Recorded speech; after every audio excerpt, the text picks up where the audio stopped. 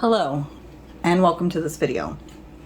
I decided to re-record this. My husband convinced me, since the first video's audio exported much louder than I had edited it. So this will be the new version. This video is a response to another creator on the YouTube platform, Apoc. It is for educational purposes. First, I want to express my deepest condolences for the loss of your baby. I don't know very many details about your experience, but I can't even imagine the heartache and devastation you feel during and after such a traumatic experience. Again, I am very sorry for your loss.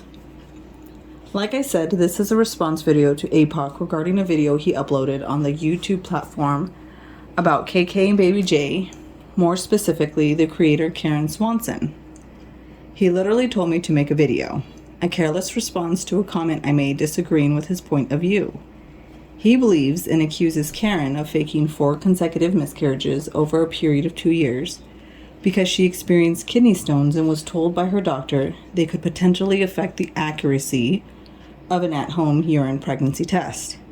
He also believes he has proven Keren to be a liar and has made many videos assuming her intentions behind faking a miscarriage is to gain sympathy, falsely be more relatable to a specific demographic of bereaved parents and or women suffering with infertility, gain more views, and gain more in new subscribers and followers. So let's go over a little bit of information. We can learn about ourselves, the world, and the universe through various methods.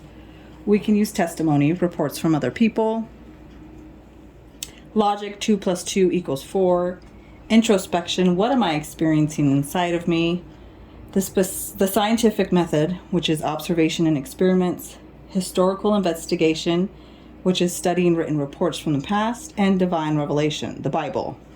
Knowledge gained from any of these methods and a combination of these methods is equally true. An individual human experience is one experience by one individual, whereas a collective experience is shared. What is experience? What we call thinking is actually a series of pictures, sounds, and feelings that go by at light speed in our brains and create meaning.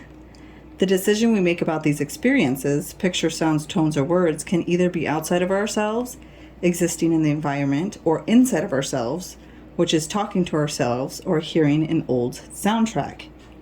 And feelings formulate beliefs. Beliefs about ourselves are called identity. Identity is a story. It is a story we tell ourselves each day, the story of me. Your identity is a collection of moments. The mind has the ability to imagine as well as conceptualize. It is normal that when threatened by people with different customs and beliefs, we mistakenly feel we must overpower them or destroy them. Feelings and compassion are a significant part of our human heritage, but when faced with overwhelming primal pain, for example, the loss of a loved one, we develop defenses to minimize our suffering. Cut off from our feelings, we are desensitized to ourselves and are more likely to become self-destructive or act aggressively towards others. To alter this negative mindset requires a depth of psychological knowledge and compassion, as well as the belief that healthy coping skills and self-compassion will encourage healing. Interpretation occurs as a result of a combination of several factors. The mind has an automatic tendency to interpret an experience and create a story about it based on memories, past associations, and attitudes you have about yourself and others. Your mind then selectively gathers data from within the experience to support its interpretation. It may seem to you that your mind is simply trying to figure out your experience, but really it's screening for evidence to support the story it's clinging to. However, the story is a delusion because your mind is being clouded by the strong emotions of the moment. Let's go over that again. When we interpret an experience, the mind creates a story, but this story is a delusion because your mind is clouded by the strong emotions of the moment. Apoc, you are telling yourself and your audience a story based on your own past experiences with loss, and you lack understanding. Understanding requires deep thinking, patience, compassion, and an open mind. You have made up your mind about Keren and her experience with loss. In fact, you outright accuse her of deliberately lying about 4 consecutive miscarriages. These accusations are supported by your personal experience and other women's personal experience with loss, ignoring the fact that every single person's experience with miscarriage, pregnancy loss, or loss of a baby varies greatly. Not any 2 losses are exactly alike. Apoc, you also ignore the fact that for some women, pregnancy confirmation can be more complicated than others. So in these cases, interpretation or diagnosis by self or by the doctor of miscarriage can also be very complicated. Sometimes when a pregnancy started and when a pregnancy ends isn't as clear as the doctors would hope they would be. Apoc, you also avoid the fact that a woman can still get pregnant while experiencing kidney stones, regardless of the kidney stones affecting the pregnancy test results. Kidney stones during pregnancy pose an increased risk for miscarriage, even in early pregnancy, as the kidney stones are formed due to hormonal imbalance. Apoc, you are also ignoring the very real fact that Keren also described getting pregnant with her 4th child in a very similar manner as the 4 previous miscarriages, meaning they weren't trying to get pregnant during the time she took the pregnancy test.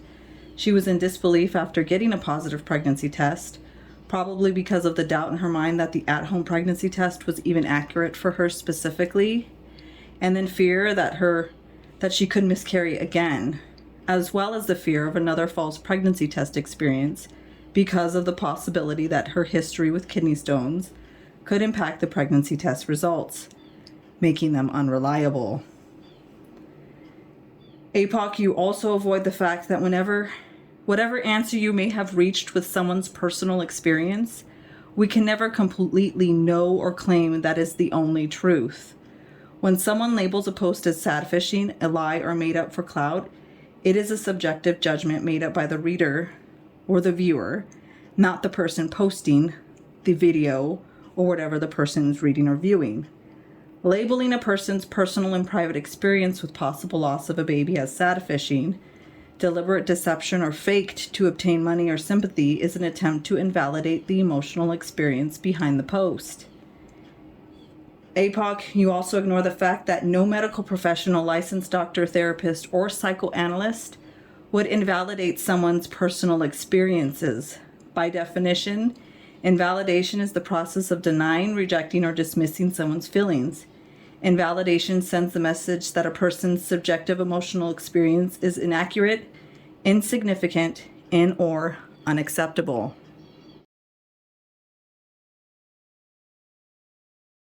Psychological invalidation is a term that is used to describe the act of belittling a person and making them feel less important. Sometimes it can be regarded as a form of emotional abuse that does not take into consideration what the person feels, thinks, or experiences.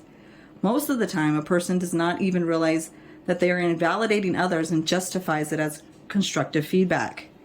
A person, for example, Apoc, who invalidates others, does not have the ability to express his or her emotions in a rational manner and uses intimidation, manipulation, power, and force instead. It has also been observed that a person who invalidates others has also been a victim of invalidation during their lifetime. Whether we are aware or not, the ways we as human beings distrust, distort, or invalidate other people does significant damage. First, it hurts you, then it hurts those closest to you, in particular your children, and then it extends outwards. Apoc's false accusations imply that Keren as a woman is incapable of understanding what happened to her body and recalling, meaning remembering, her own private and personal experience, which only perpetuates the stigma of mental instability women have always faced: female hysteria. Why stop at she can't interpret pregnancy loss or miscarriage, but also she can't interpret rape, molestation, incest, sexual abuse, sexual assault, or sexual harassment? Apoc, your accusations not only hurt Keren, but they hurt women as a whole, including your wife and your entire community. You're coming from a place of anger, resentment, and disdain. This is not helpful or healthy for yourself or anyone who watches. A woman, a person, has the ability and right to change their mind about what they think they are experiencing as the experience is happening. You, as an outsider, have absolutely no authority to say she did or did not experience what she says she has experienced. No matter what you personally have experienced privately, your experience with loss is not exact to any one person's experience. From what I've gathered watching the vlogs, in Keren's experience, she was trying to conceive in some cases and hopeful of conception during the others. Miscarriage or not, she didn't know what to call her false positive pregnancy test, followed with bleeding, and labeled it a loss. This doesn't make her a liar, this makes her misinformed. It could have been a false positive pregnancy test caused by her kidney stones, or she could have actually been pregnant and experienced a chemical pregnancy. There is no test to distinguish the difference between these two experiences. She could have also been experiencing pregnancy symptoms, validating the pregnancy test results between the time she took the test and the time she started bleeding/spotting, making her personal diagnosis of miscarriage valid. Maybe labeling her false positive pregnancy test results as a loss, such as miscarriage, helped her accept she wasn't actually pregnant and helped her move on in a healthy way. It's not always easy to tell whether you're having a miscarriage in the first trimester of pregnancy. For women who know they are pregnant, possible miscarriage symptoms can be challenging to interpret. There aren't any exact requirements, such as you need to lose this much blood, or you need to expel a sac, tissue needs to be seen, or the woman has to bleed for this many hours, days, weeks when she experiences an early pregnancy loss, in order for it to be considered a miscarriage. For a woman who is questioning the results of a positive pregnancy test, possible miscarriage symptoms can be even more challenging to interpret. Was I pregnant? Was the test wrong? Am I wrong? How do I know for sure? What did I experience? Signs like vaginal bleeding or cramping may not always be present right away, nor are they strictly limited to miscarriage. Bleeding and uterine cramping can be present in normal pregnancies as well as ectopic pregnancies. Likewise, other clues suggesting a potential miscarriage, like a sudden disappearance of pregnancy symptoms, can be subtle and not so obvious. So every woman in the world is left to decipher what is happening to her body and to her potential baby based on her own personal knowledge of early pregnancy loss and miscarriage, as well as how in tune she is with her body. A study found that women felt unprepared when miscarrying spontaneously and were questioning of whether what they had experienced was normal. Normal meaning typically experienced by most women. Every miscarriage is experienced differently, even in the same woman. So to say a miscarriage has to happen like XYZ, or it didn't happen at all and was made up, is ignorant and hurtful. Apoc. It shouldn't upset you that someone thought they were pregnant based on an positive at-home pregnancy test result and interpreted that experience as a loss. It doesn't affect you personally. Her potential loss is not your potential loss. You have no authority to question someone's personal and private experiences with death, loss, and grief. You have no authority to imply she didn't experience emotions of loss and grief after realizing her kidney stones could have possibly impacted her at-home urine pregnancy test results, making them inaccurate. You have no authority to invalidate her experience whatsoever, even if you don't agree or believe that she experienced the death of a baby 4 times. Even if you believe she did this for any other reason other than to explain her experience and heal from it. Apoc, you are saying Keren's interpretation of events don't line up with your timeline, but your timeline is based off of her interpretation of events. It's backwards. You would have nothing to say about her possible miscarriages at all if she didn't recall and share her experiences in her YouTube videos. You don't know her body, you don't know her cycle, you don't know her personally to claim anything about her personal life. Your proof is just assumptions and accusations based on your past experiences. If you believe she deliberately faked a miscarriage for views, acceptance, money, drama, well, what is there to say about that except that is your own personal opinion? No one can have the proof it requires to undeniably determine if a woman lied about a miscarriage. Why would Keren admit the doctor told her the kidney stones could mess with the results of an at-home pregnancy test in the first place if she wanted to deliberately lie and make viewers believe she really was pregnant with no chance of doubt? You have no actual proof that Keren faked all 4 miscarriages for this reason alone. I can guarantee most viewers have no idea conditions like kidney stones could affect the results of an at-home pregnancy test, making them inaccurate and unreliable, nor was I able to verify that is even the case. I looked online and could not find any information that verifies that kidney stones affect pregnancy test results. So, Keren made this known and educated women and her subscribers of this information. She also made it okay to have a false positive pregnancy test experience when you are trying to conceive, and show women they can move on from this confusion and get pregnant and go on to have a healthy pregnancy and a healthy baby. Keren could have easily kept this information a secret, manipulating her audience and misleading them to believe whatever lies she wanted to make up.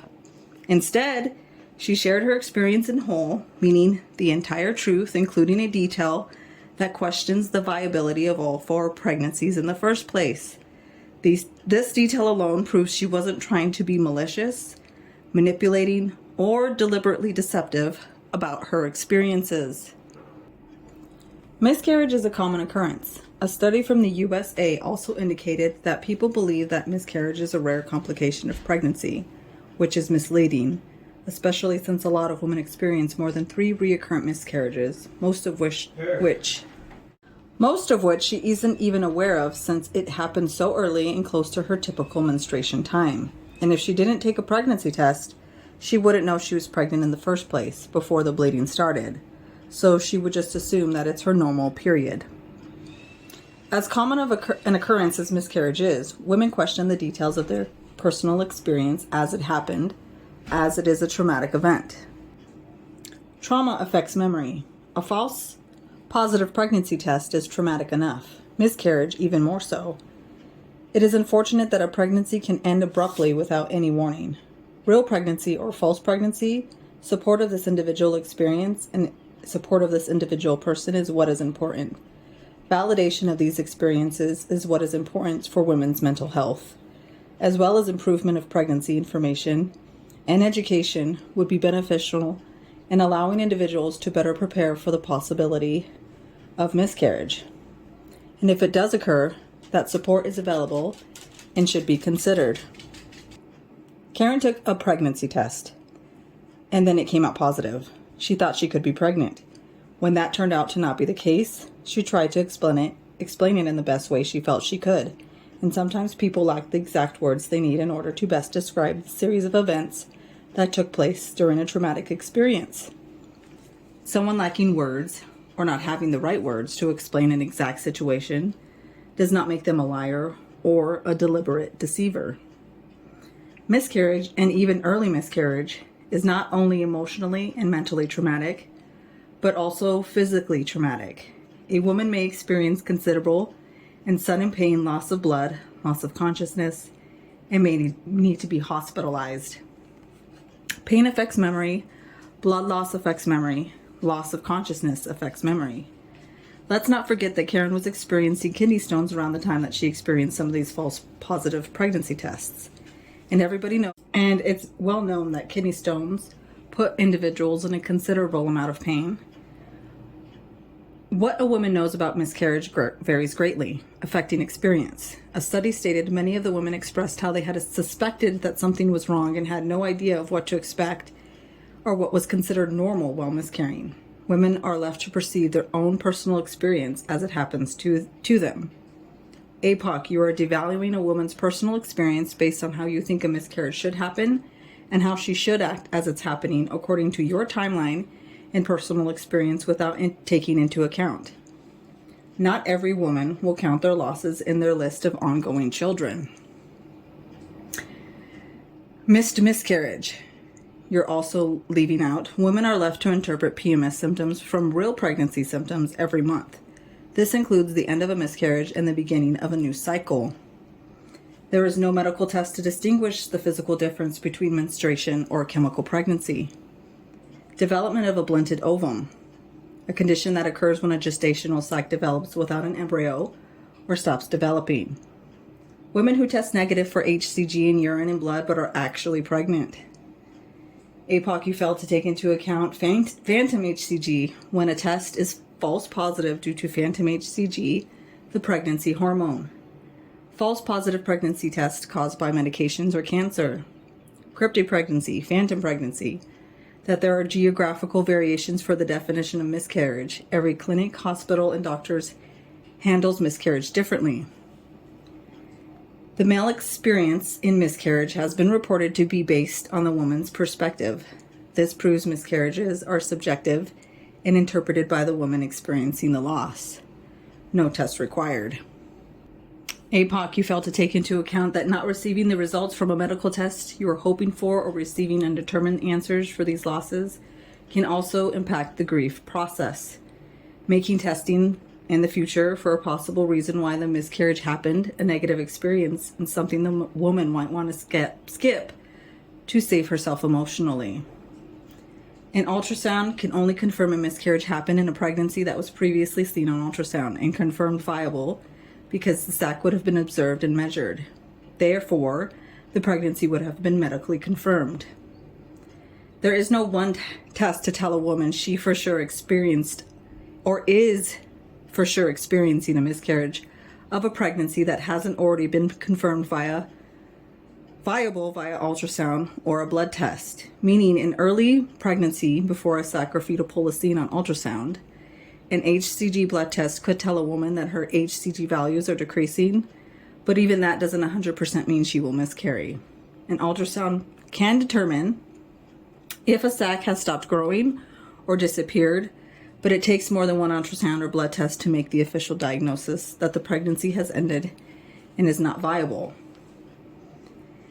The physical and emotional experience of a miscarriage can vary significantly based on the cause and timing of the loss and other individual factors. Those that occur in very early pregnancy can be quite different from those that happen in the second or third trimester.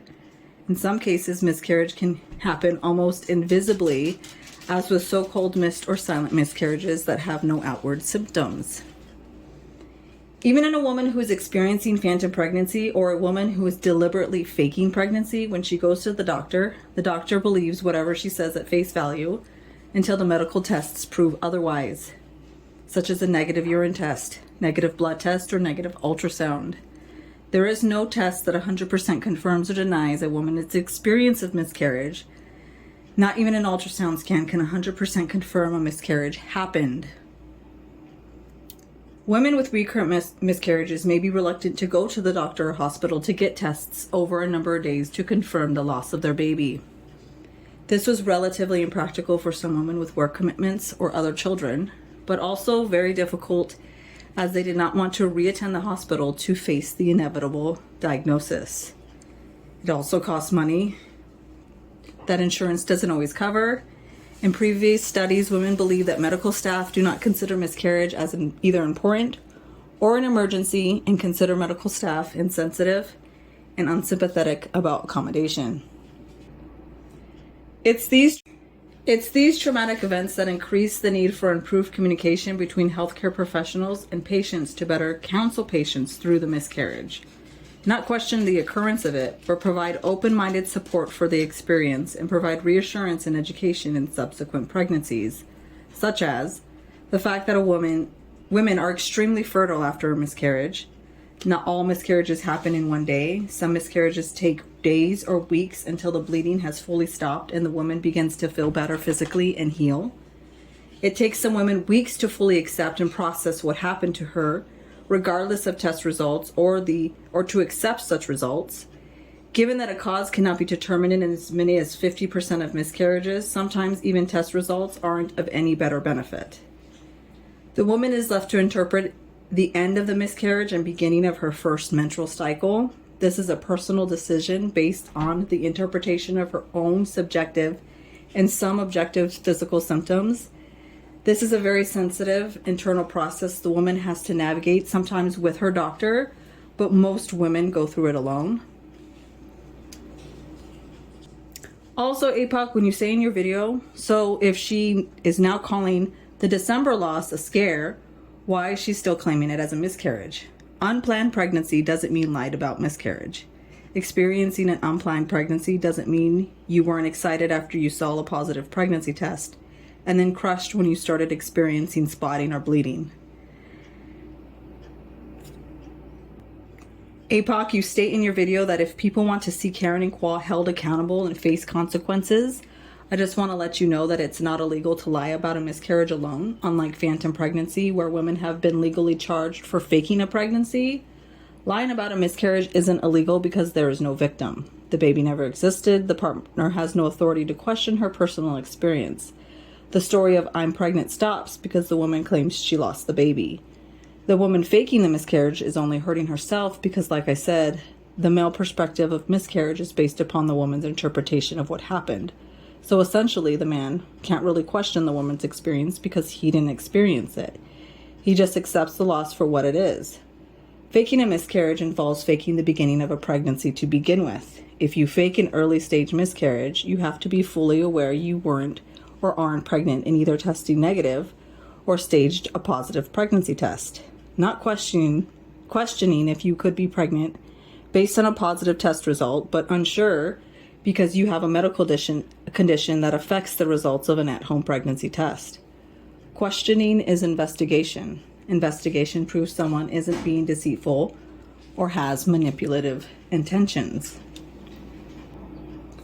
This is actually not Keren's first experience dealing with false positive pregnancy tests.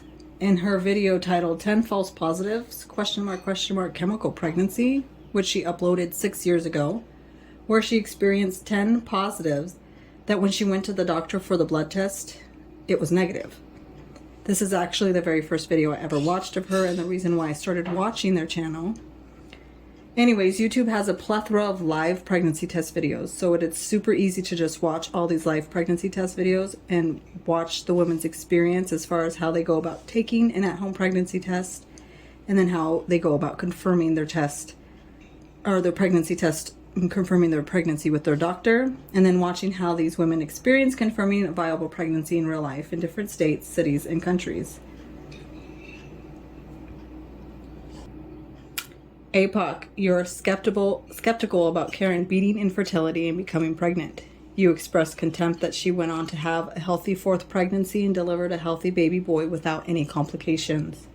But her story is amazing, very encouraging, helping and relatable for women struggling with infertility and or the loss of a baby, despite your skepticism and hatred for her and her experiences with pregnancy in general.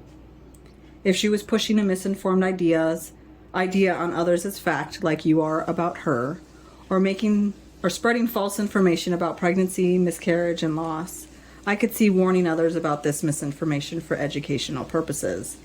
But to attack someone's personal experience with something so sensitive, this is not productive or healthy for anyone. You aren't outing Keren for faking a miscarriage or infertility using your own personal experience as evidence. Apoc, it is okay to talk about your own personal experience with loss on your channel. Talking about your experience can be very healing and help with the grieving process. Sharing your experience can help with a support system. Admitting vulnerability makes you relatable. Talking openly and honestly about your experience brings people up instead of tearing them down. People with an open orientation can shape a peaceful world that illustrates concern instead of hate. Apoc, my opposing position in defending a false pregnancy experience and the person who had the false pregnancy experience, in this case Keren, isn't calling you, Apoc, a liar. In fact, defending and advocating for any individual isn't all of a sudden making you, Apoc, the enemy. In one of your comment responses to me, you stated, "You calling me worse by default is calling my wife and all the women who have lost in my comment section worse than a liar." This statement is manipulation. Am I supposed to change my mind and believe everything you say because you have experienced loss? Am I supposed to feel bad that I just start agreeing with you and tell you you're right? Is it supposed to shut me up because it's sad and you mentioned your wife and other women who have experienced loss? I also want to make it clear that I didn't call you worse by default. This was a well thought out statement. I specifically stated, the fact that you think you have the authority to question Keren's personal and private experience is way worse than if she did fake the miscarriages in the first place. The fact that you think you have the authority to question any person's personal and private experiences is way worse than if she just faked her own personal miscarriages. Worse as in completely inappropriate. Apoc, me calling you worse is not me calling anyone else anything. That includes your wife and the other women who comment. When someone says you specifically, they mean you specifically. When you go back to the story of you are calling my entire community a liar, this is manipulation. It's a delusion. My disagreement with your accusations about Keren being a liar about her 4 consecutive miscarriages does not mean I am now calling everyone in your community and yourself a liar.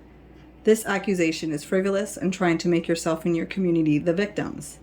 It's a misunderstanding, and you as an Apoc, you're to highlight your inappropriate belief that you have some kind of authorization to make claims about other people's experiences and life.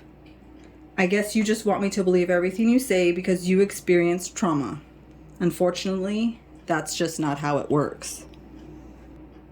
Victimhood can be a part of a person's identity, but it is a learned behavior and can be changed. It often evolves as a defense mechanism to cope with adverse life events such as losing a pregnancy or the death of a loved one. Victims take things personally, even if a comment or statement wasn't directed at them or specifically and wasn't directed at their personal experience. They will still absorb it as if it was. What did I do to deserve this? Or what did I do for her to disagree with me? Is a common question for them. Someone pointing out your error in understanding someone else's personal experience does not mean they are questioning your personal experiences. Your personal experience with death and loss of a child, as well as your community's experience with death and loss of a child, are not the end-all be-all of pregnancy loss and death of a loved one. Your experiences, as valid as they are, aren't absolute. Apoc, in a comment you wrote, you say I am worse than a liar for my misinterpretations based from my very real experience. But you're interpreting someone else's personal experience based on your past experience. In this particular case, the loss of a baby. I don't know all the details of your experience specifically with loss, so I don't want to make any assumptions or accusations, a luxury you won't give Keren, but I'm sure it's not the same exact situation. It's not how pregnancy loss and death of a loved one work. Every situation, every experience is completely different. Again, everyone copes with loss differently, especially with the very sensitive topic of early miscarriage or chemical pregnancy. Many women in a study reported stressing about possible recurrent loss meant they could not fully enjoy the experience of being pregnant. Keren has expressed this many times after she got pregnant with her 4th, and how she was scared to get her hopes up too much because she didn't want to be let down. Whether there are children in the family before the miscarriage made a difference in how the experience impacted each individual. Those who already had children were better able to reassure themselves they could successfully get pregnant and give birth. Participants who did not have children before experiencing miscarriage recall their concerns about their health behavior being more stressful. One coping strategy adopted by men and women was focusing on prior commitments. A number of losses experienced by a woman during her lifetime may impact the duration and intensity of grief experienced during a false positive pregnancy test, possible miscarriage, or possible chemical pregnancy. Researchers acknowledge how experience is subjective and is therefore only accessible through interpretation. It is the interpretation of these experiences that the woman herself is responsible for. Apoc, having a community of people who agree with your skewed point of view doesn't make you right or morally correct in any way whatsoever. In fact, you are more than welcome to have your own personal opinions and form your own private beliefs. But when you start pushing those opinions and beliefs as the absolute truth about a person or individual, that's when it becomes hurtful, unproductive, and concerning. Why can't you just give Keren the same respect you received after your unimaginable loss?